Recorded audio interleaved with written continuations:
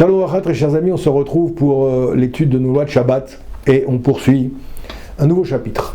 Chapitre ici qui s'intitule l'interdiction de presser, l'interdiction de d'essorer. On appelle ça en hébreu srita.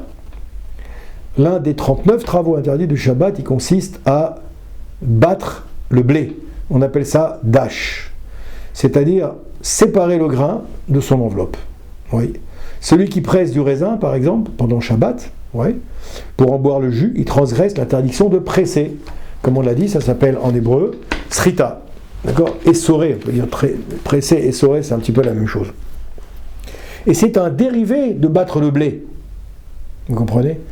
C'est ce qui nous explique le Yalkut Yosef. En effet, le fait d'extraire le jus du raisin, ça ressemble au battage du blé.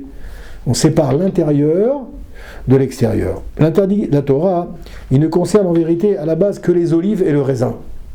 Mais nos sages, par extension, ils ont interdit les autres fruits. Pourquoi l'interdiction de la Torah, elle s'applique qu'aux raisins et aux olives ?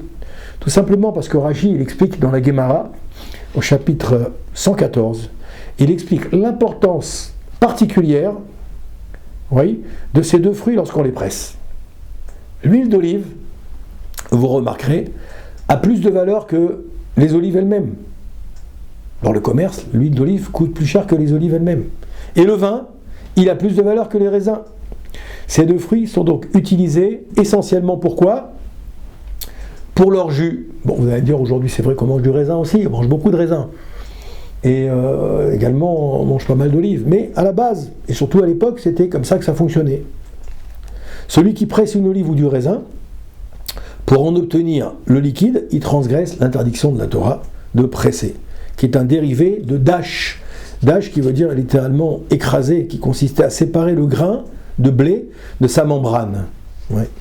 L'interdiction de presser les autres fruits, comme par exemple, je dirais, des fraises, des pommes, des grenades, des poires, des oranges, même manuellement, c'est une interdiction des rabbanan, c'est-à-dire l'interdiction de nos sages.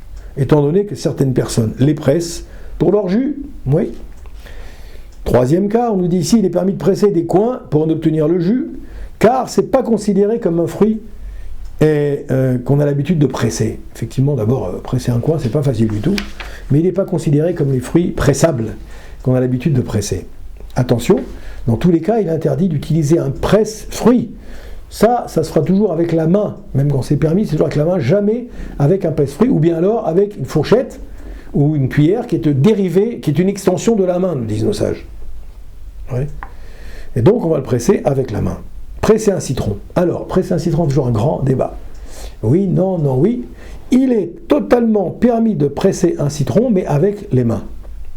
En effet, contrairement aux autres jus de fruits, le jus de citron ne se boit pas généralement seul, mais se boit mélangé avec d'autres liquides, parce que le jus de citron seul, c'est très amer, c'est difficile à boire tout seul. De même, il est permis de presser du citron dans l'eau pour préparer une limonade, par exemple Shabbat. Yalkut Yosef, il nous explique là-bas, chapitre 3. Néanmoins, il est préférable de presser d'abord le citron sur le sucre, de manière à ce qu'il y soit absorbé avant d'ajouter de l'eau. Il est permis de presser une orange ou un autre fruit sur un plat solide. C'est possible. Par exemple, une salade de fruits, de manière à ce que la plus grande partie du jus soit absorbée par les fruits. À condition que le plat solide, dans notre cas par exemple la salade de fruits, elle soit largement supérieure en quantité que le liquide qu'on va y mettre. Par conséquent, il sera interdit de presser un fruit dans un liquide, à l'exception du citron, comme on vient de le dire, qu'on pourra par exemple presser dans un verre de thé. Ça c'est possible le Shabbat. Par contre, il est strictement interdit de mettre quelques cuillères de sucre dans un verre et de presser au-dessus des oranges, parce que le jus, il ne sera pas absorbé totalement par le sucre, dit le Yalkut Yosef, Rabbi Yosef. Il est interdit de presser un fruit comme une orange, par exemple, ou du raisin, dans un verre vide, même si notre intention est ensuite de le verser sur la salade de fruits. Ça, on ne pourra pas le faire. Il faut le faire directement sur la salade. Il est permis de couper avec un couteau une fraise ou une orange dans une assiette, bien qu'on obtienne du jus en exerçant la pression sur le couteau, au moment où tu vas couper, forcément. Il est même permis de boire le jus restant dans l'assiette, carrément. Car notre interdiction, elle n'était pas de presser le fruit, mais juste de le couper. Et si en le coupant, tu as du jus, ce jus, il n'a aucun problème. De même, il est permis de couper avec un couteau un pamplemousse par exemple et de le manger avec une cuillère. Ça c'est tout à fait possible, à condition de ne pas avoir l'intention de le presser à la base. Toi, tu voulais juste le manger, tu voulais pas le presser. On termine sur cette première partie. Presser les légumes. Il est interdit de presser des légumes pour obtenir du jus si on a l'intention de le boire. Par contre, il est permis de presser un légume pour qu'il soit meilleur, pour le bonifier.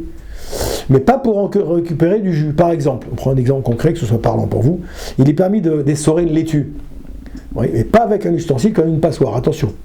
On va l'essorer sans outil, sans utiliser l'eau recueillie. Ou de presser un cornichon pour adoucir son goût et sans non plus utiliser son jus du cornichon en question.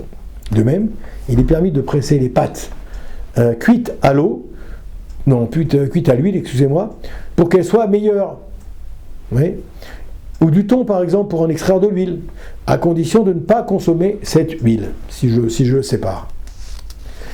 On termine, on dit qu'ici il est permis d'utiliser pour des enfants des lingettes humidifiées, vous savez, après qu'ils soient allés aux toilettes. Ça, c'est possible aussi. Et dernière chose, on dit toutefois, il faut essuyer doucement et ne pas appuyer trop fort sur la lingette pour ne pas l'essorer. Toujours le même principe. Attention, on ne permettra l'utilisation des lingettes que pour les bébés et les petits-enfants en bas âge.